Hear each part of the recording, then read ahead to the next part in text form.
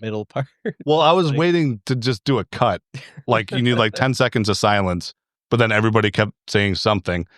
And yeah, I don't know. I need to get another beer, maybe. There's a case right there, fella. I know there's a case right there, but I can't do it because this is the cold open. Isaac did it anyway. Never mind. Welcome to Ope What You Think. There you go, baby. Where the podcast hosts are usually more drunk than the people listening to it. And if the people listening to it aren't that drunk, they're probably not going to enjoy it. I am joined by Isaac Sagafis today. Hello, I'm Isaac Sagafis. Thank you. Say one nice thing about Jason. Jason's a very nice guy. Wow. Jason Smith, say one nice thing about Isaac. Dude, he has the most beautiful eyes I may have ever seen on another man. In a totally not gay way. Can we Didn't use come that? off that way. Can we use that? Sure. Hey, Josh Quinn. Why doesn't anybody have to say anything nice about me? Yeah, Josh, you just sit over there and think about what you did. I didn't do nothing that can be proved. Anyway, Tyler, go ahead with your story, baby. So today we're going to talk about the ghost of the Orpheum Theater in Madison, Wisconsin. So have you guys been to the Orpheum? Yeah. I think I went there for a Godsmack show, and then we had a buddy who was too tall and he didn't fit in the seats because they were made for small people.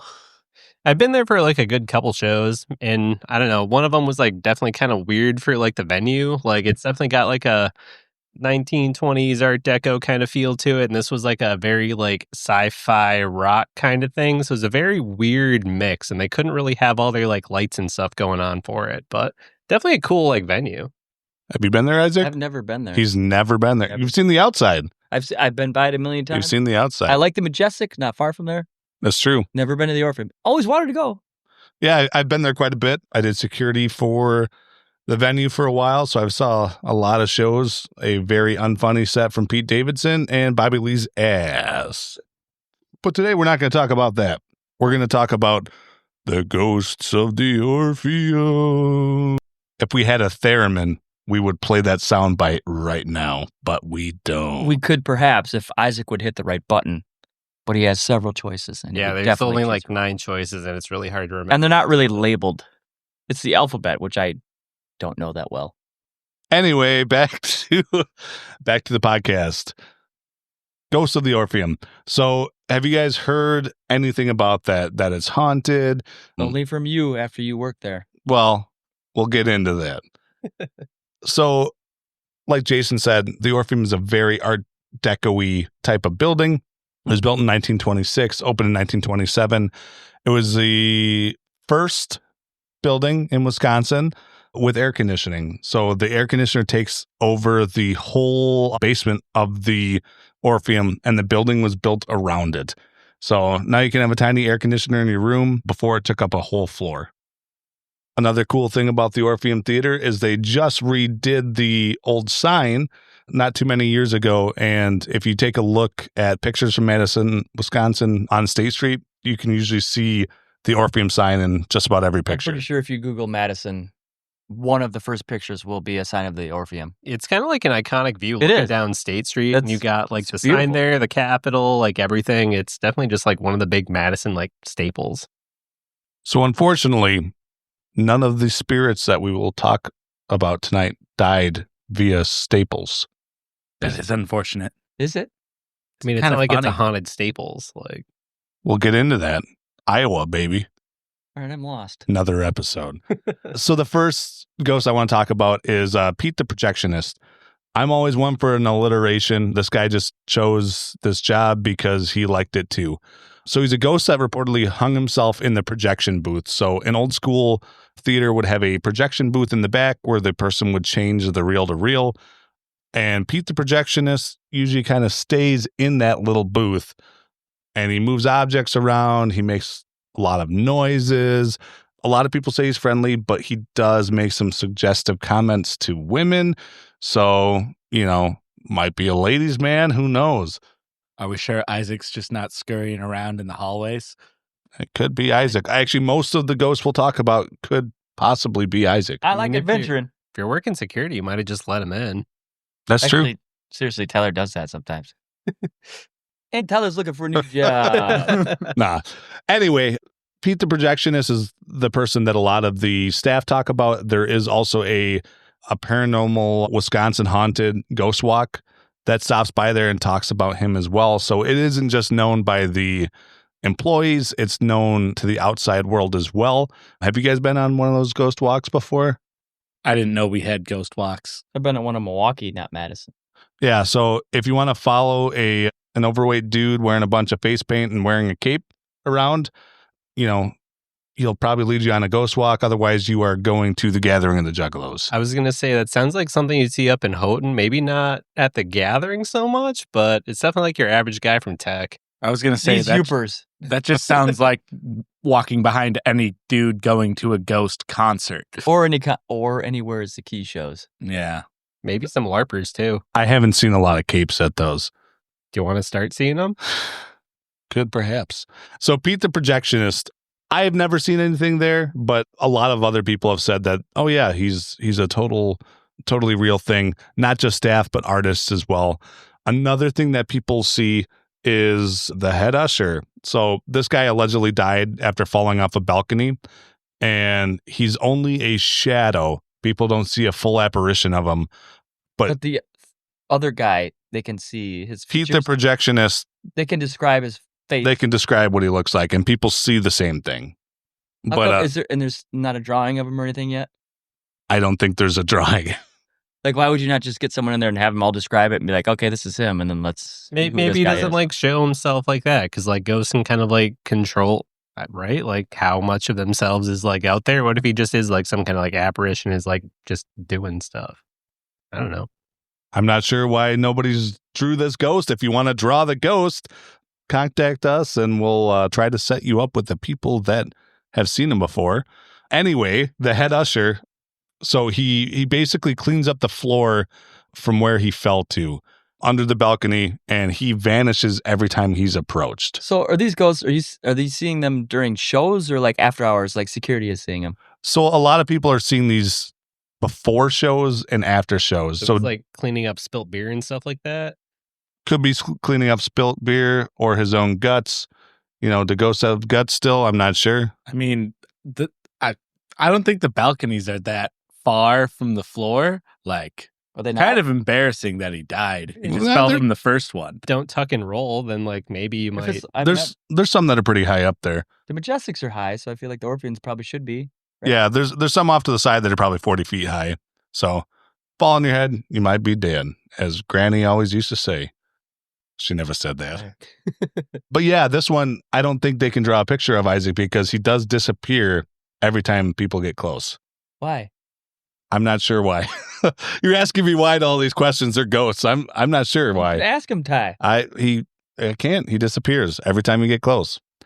Another ghost that people like to say they see is the night manager. So he roams the halls, jingles his keys late at night. So basically, a lot of people there kind of feel like they're being watched. They hear footsteps behind them. They hear keys jingling. They go to check it out. There's nobody there. I'm pretty sure, like, when I used to work at a grocery store up there in Iron River, shout out Angeles, like, Dave Mangoni, like, one of the managers, would literally just, like, follow people around as, like, it's time to leave. Like, we're, like, 5 minutes to close, and would just start, like, doing that to, like, chase people off. So, So like, you're saying this ghost is trying to get people out of there? well, yeah, he's trying to close up shop and go home. He doesn't want to stay late. It's probably his deal. I mean, I think the ghost is probably stuck there forever. So whether or not it's late or not, I'm not sure. I mean, he might just be, like, stuck in his routine, like, that kind of thing. That He's is just true. doing his job, probably. Exactly. So another ghost that people say they see is a tall man with stringy hair near the bathrooms who vanishes. Now that sounds like the Ghost fan. No, that just sounds like the drummer for Avatar. I would say it sounds like a pervert that's hanging outside the bathrooms, but that is what it is. There's also a mysterious mist that appears in the venue that some people think is, the ghost of a child that appears and disappears, but this is only in the lower levels. No one's seen this in the above levels. I mean, mist does kind of, like, settle down, so, like, I don't know. I experience it in Is my that like a drawers every Is there, like, something about why they think that's a kid? Like, why do they think the mist is a kid? Just because it's not very high off the ground. So it sits kind of low to the ground, They were shorter back then. disappears. Are you sure they weren't just, like, people are getting like weirded out and, too many drugs mist is or stuff heavy. like during a show? Like, they're not just like testing out the foggers or something? I'm not sure because I have not seen it. So another thing that seems to be a common theme is there's phantom conversations that happen all over the venue. A lot of people hear chattering and talking and that kind of stuff, no matter where you're at. One thing I can say that could be is it is an old theater. The acoustics are really good. Voices do travel pretty far. There's spots in the Orpheum where you can talk to one wall and it'll bounce to someone on the other side, or whisper to one wall and it'll bounce to the other side. So that's not something I think is, overly can't be explained through, I guess, normal methods. But there's a lot of things that people point to the basement. The basement's creepy. It has that old AC unit in it. And people think that's, a source of a lot of the negative energy is that old AC unit in the basement. So like the air conditioning unit's haunted? Could be. It is the oldest air conditioning unit in Wisconsin. Could be powered off souls. Could be. Probably not, but I mean, I didn't make it, so you never know. I mean, they usually do say temps drop when ghosts are around. So like, what if that's how it works? I don't think human souls are a good replacement for Freon, but if there's anybody out there who's HVAC specialist, we'd like to know. could be the best, Josh. So I guess, what do you guys think? I mean, I think this could just be a case of, hey, it's an old building. Of course, it's going to have creaks and cracks, and you're going to hear things there. It also, supports the local economy by doing these haunted walks, right? They usually stop right outside the venue, and there's a huge group of people while you're trying to move people in for shows and stuff, and you have to sweep them off the sidewalk like rats. There's that many. I've been there too. I'd like to say I can get a feeling whether or not someplace is haunted or not. And I don't really get a bad feeling there. I haven't had anything happen to me, but I know people that swear things have. I guess, what do you guys think about something like this? I don't know. Like, I feel like with like a lot of these like ghost stories, you usually end up with like someone kind of taking some kind of weird blurry picture that has some kind of, like silhouette in it, or if it's like some kind of like established haunting, you get like all those nerds with like the EMF stuff and then they all just feed off of it. exactly with each other. and it just kind of keeps going. So like, I don't know, I'm probably in the same boat where it's like, you get a couple like people who are just like working, hear some creaks in an old theater, and a couple roadies who just really like to like feed into it a little bit, make the venue seem a little bit more like, mystic kind of thing. Like, but, love to hang out there sometime and see if I don't end up running into our buddy Pete. Yeah, I mean, after hours, it is creepy, but any old building like that is creepy. One thing I could say is an explanation for noise. Some people have found hobos that have broke into the Orpheum before that they have to shoo out. I could see if you're hearing a bunch of rustling around and someone's trying to hide from you. It's a big building, so you can see if someone's coming from a long ways away. If you want to make yourself hidden, you can probably do that.